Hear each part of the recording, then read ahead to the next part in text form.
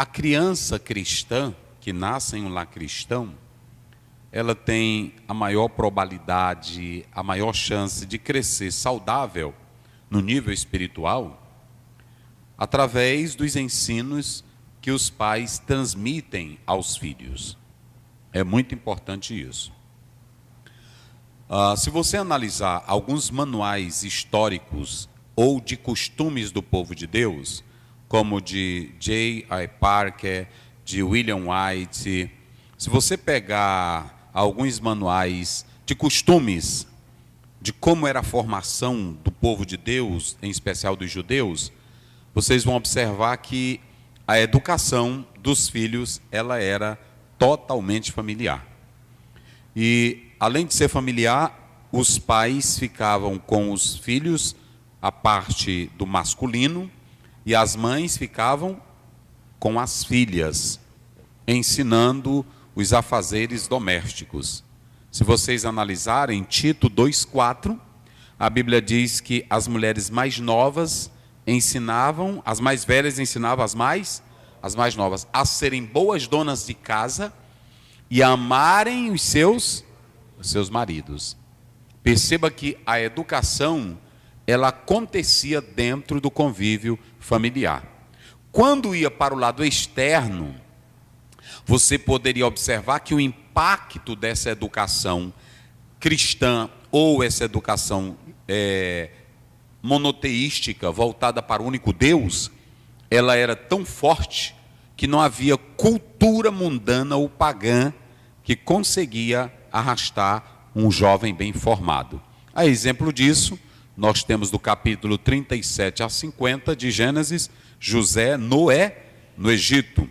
Nós temos o exemplo da moça de 2 Reis, capítulo 5, que vai para a casa de Naamã, e na casa de Naamã ela dá testemunho que tem um profeta de Deus lá em Samaria. O que leva uma jovem, uma adolescente, a fazer uma afirmação dessa? Ela sabia que Deus estava na vida do profeta Eliseu. Quando você vem para Moisés, a Bíblia diz que logo que ele foi desmamado, a mãe entrega para a filha de Faraó. E lá em Hebreus 11, 24 a 27, a Bíblia diz que ele deixou de ser chamado filho da filha de Faraó, preferindo sofrer com o povo de Deus no deserto, porque esperava algo melhor. Quando você vai para Daniel 3, Daniel 2, Daniel 6, você tem a história de Daniel e dos seus 3 companheiros, mesmo vivendo em culturas pecaminosas, porque nós sabemos que a vida do crente e a vida de um jovem, nós vamos falar isso daqui a pouco, ela não está circunscrita, ela não está delimitada apenas dentro do convívio familiar. Há relações. Abraão se relacionou com reis pagãos, Abraão se relacionou com pessoas de fora, e Abraão não se contaminou. Já no caso de Ló, a família dele que foi habitar em Sodoma, que era um local pecaminoso, se contaminou. O próprio Ló não, mas a família dele se contaminaram. As meninas adotaram os costumes pecaminosos, a esposa se apaixonou por aquele local. Mas quando se é bem ensinado, quando se é bem educado, a criança ela cresce saudável. E há uma coisa interessante: seu filho pode ir para qualquer lugar, mas se houver um ensino edificante, salutar, verdadeiro dos pais, os filhos vão crescer de modo saudável. Entenderam? Então, esse é o alvo aqui da lição. É por isso que o autor está dizendo aí: se os filhos forem bem ensinados, não é isso? Como é que diz aí a verdade prática?